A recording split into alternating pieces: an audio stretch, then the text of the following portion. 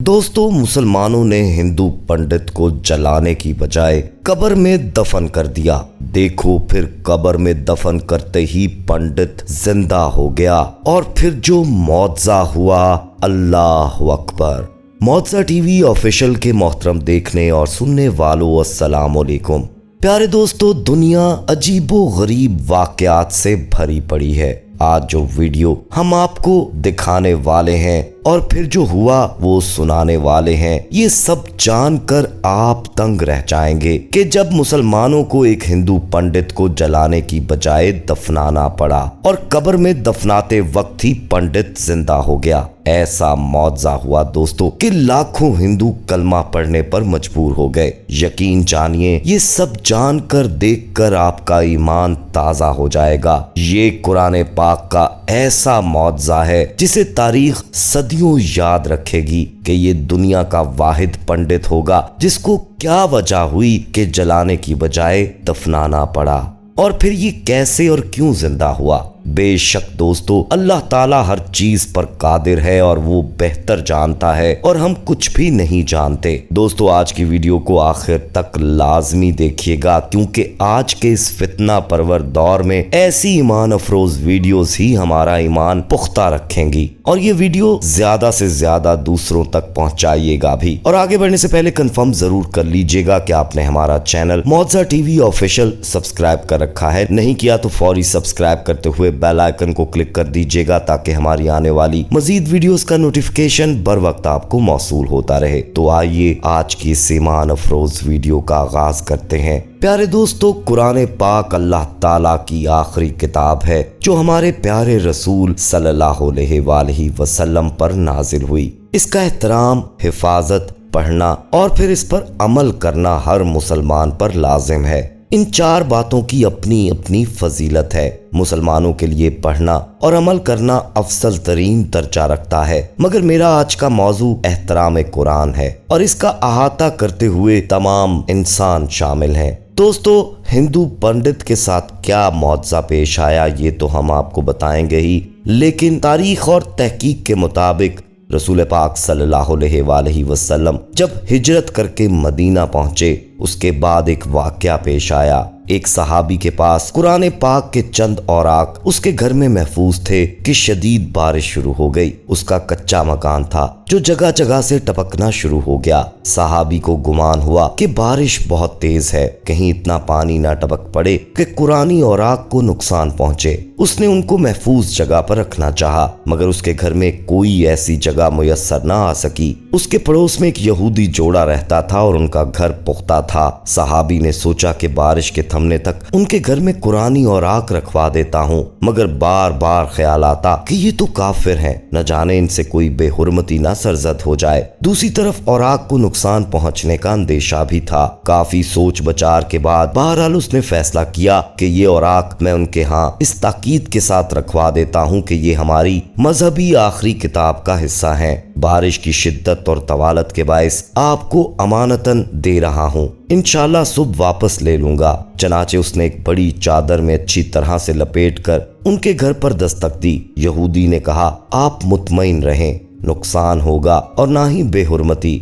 दोस्तों, यहूदी ने अंदर जाकर अपनी बीवी को सारी बात बता डाली। दोनों बहुत खुश हुए कि सहाबी ने उन पर भरोसा किया। अब दोनों मियाँ बीवी सोचने लगे कि इस मुकद्दस अमानत की हिफाजत और एहतराम कैसे किया जाए। चनाचे उन्होंने फैसला किया कि दोनों गुस्ल करके साफ कपड़े पहनते हैं और आधी रात तुम उनको उठाए रखोगी और बाकी पहर मैं उठा लूंगा। ऐसा ही हुआ। खातून की कैफियत बदलने लगी। इस दौरान यहूदी उठाता कि कपड़े तब्दील करे। सरूर में मस्त उसकी बीवी ने कहा कि तुम बेशक सो जाओ, मैं ही सारी रात इन्हें अपने पास रखूंगी। यहूदी ना माना कि हमारे दरमियान यही मुआहिदा हुआ था। जो ही दोस्तों आधी रात का वक्त आया तो उसकी बीवी मिन्नत और समाजत करने लगी कि बराह करम तुम सो जाओ, मगर यहूदी ना माना। खातून ने बिल आखिर रोते रोते ये अमानत उसके सुपुर्द कर दी। अब यहूदी का भी हाल वैसा ही होना शुरू हो गया। 1-2 घंटे गुजरे होंगे कि उसकी बीवी ने दरखास्त की कि इस तरह मिल बैठते हैं कि इस चादर का आधा हिस्सा तुम अपने पास रख लो और बाकी मांदा हिस्सा मैं अपने पास रख लेती हूँ, क्योंकि नींद तो मुझसे कोसों दूर है।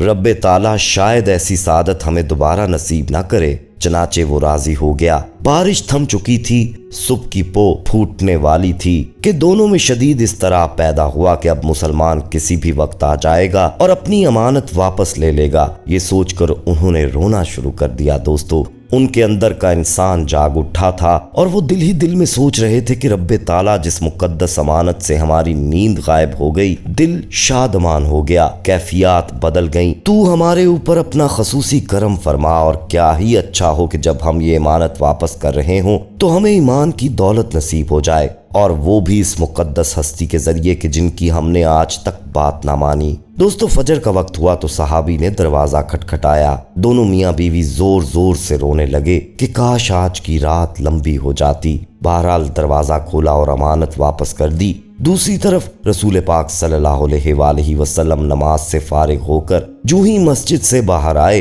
तो हजरत जिब्राईल अलैहिस्सलाम को अपना मुंतजिर पाया। रसूल मोहतशम सल्लल्लाहु अलैहि वसल्लम ने जिब्राईल अलैहिस्सलाम से पूछा कि खैरियत, आज इतनी सुबह कैसे?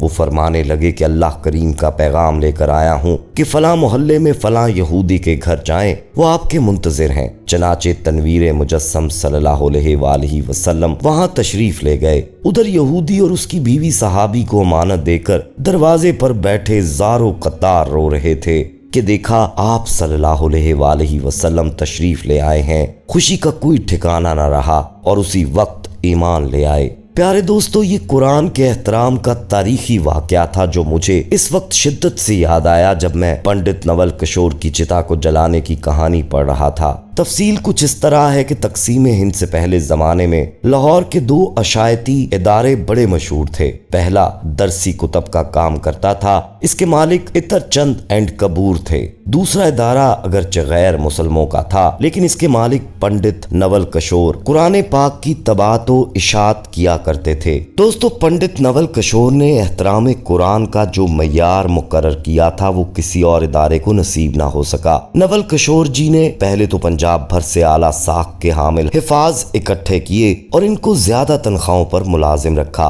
एहतराम कुरान का ये आलम था कि जहाँ कुरान पाक की जिल्द बंदी होती थी वहाँ किसी शख्स हत्ता कि खुद नवल किशोर जी समेत लोगों को जूतों समेत दाखिल होने की इजाजत न थी। दो ऐसे मुलाजिम रखे गए थे जिनका सिर्फ और सिर्फ एक ही काम था कि तमाम दिन इदारे के मुख्तलिफ कमरों में चक्कर लगाते रहते थे। कहीं कोई कागज का ऐसा टुकड़ा जिस पर कुरानी आयत लिखी होती उसे इंतहाई इज्जत व एहतराम से उठाकर बोरियों में जमा करते रहते और फिर इन बोरियों को एहतराम के साथ जमीन में दफन कर दिया जाता। दोस्तों, वक्त गुजरता रहा, फिर बड़े सगीर की तकसीम हुई। मुसलमान, हिंदू और सिख नकल मकानी करने लगे। पंडित नवल किशोर जी भी लाहौर से तरके सुकूनत करके नई दिल्ली इंडिया चले गए। दोस्तों, इनके दारे ने दिल्ली में भी हस्बे साबिक कुरान पाक की तबात व इशात का काम शुरू कर दिया। यहाँ भी कुरान पाक के एहतराम का वही आलम था। इदारा तरक्की का सफर तय करने लगा और कामयाबी की बुलंदी पर पहुंच गया। नवल किशोर जी बूढ़े हो गए और अब घर पर आराम करने लगे, जबकि उनके बच्चों ने इदारे का इंतजाम संभाल लिया, मगर अदब एहतराम की रिवायात वही रहीं। आखिरकार पंडित नवल किशोर जी का वक्त आखिर आ गया। उनकी मौत पर तूलो अरसे अहबाब उनके यहाँ आए। बड़ी तादाद में लोग उनके क्रियाक्रम में शरीक होने के लिए शमशान घाट पहुंचे। उनकी अर्थी को चिता पर रखा गया। चिता पर घी डालकर आग लगाई जाने लगी तो एक इंतहाई हैरत अंगेज वाकया हुआ। पंडित नवल किशोर जी की चिता आग नहीं पकड़ रही थी। मजीद घी डाला गया मगर बेसूद। ये एक नामुमकिन और नाकाबिले यकीन वाकया था। पहले कभी ऐसे नहीं हुआ था। लम्हों में खबर पूरे शहर में फैल गई। मखलूक खुदा ये सुनकर शमशान घाट की तरफ उमट पड़ी। ये खबर जामिया मस्जिद दिल्ली के इमाम बुखारी तक पहुंची तो वो भी शमशान घाट पहुंचे। पंडित नवल किशोर जी उनके बहुत करीबी दोस्त थे और वो उनके एहतराम कुरान से अच्छी तरह वाकिफ थे। इमाम साहब ने पंडित जी को मुखातिब करते हुए कहा कि आप सब लोग अगर पूरे हिंदुस्तान का घी भी ले आएंगे तो चिता आग नहीं पकड़ेगी, क्योंकि इस शख्स ने अल्लाह की सच्ची किताब की उम्र भर जिस तरह खिदमत की है, जैसे एहतराम किया है, आग लग ही नहीं सकती। इसलिए बेहतर है कि इनको इज्जत व वकार के साथ दफना दें। चनाचे दोस्तों, ऐसा ही हुआ। ये तारीख का पहला वाकया था कि किसी हिंदू की चिता को आग न लगने की वजह से शमशान घाट में ही दफन कर दिया गया और दोस्तों जब कब्र तैयार कर ली गई और पंडित नवल किशोर को कब्र में उतार दिया गया तो एक अजीब मुआवजा हुआ। अभी स्लेटें रखी जा रही थी कि पंडित जी यकदम उठकर बैठ गए। वहां मौजूद सभी लोगों की पहले तो डर से चीखें निकल गईं। अभी लोग कुछ समझने की कोशिश कर रहे थे कि ये आखिर हुआ क्या है, पंडित जी उठकर क्यों बैठ गए हैं, क्या ये जिंदा हो गए हैं या कोई इनका भूत है। तो दोस्तों पंडित नवल किशोर ने उस वक्त बुलंद आवाज में कलमा शहादत पढ़ा, 3 बार कलमा शहादत पढ़ा और दोबारा लेट गए। इमाम साहब फौरी कब्र में उतरकर पंडित नवल किशोर जी की नब्ज चेक करने लगे, मगर उसमें कोई जरा बराबर जुम्बिश तक ना थी और जिस्म वैसे का वैसे सर था। प्यारे दोस्तों ये अजीब मौजज़ा था और ये अपनी नौइयत का अजीब तरीन वाकया था।